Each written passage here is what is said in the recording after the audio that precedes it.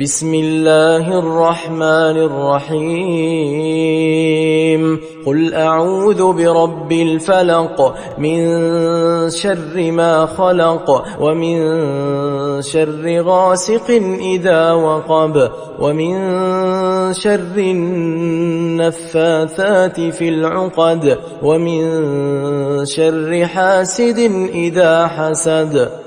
بسم الله الرحمن الرحيم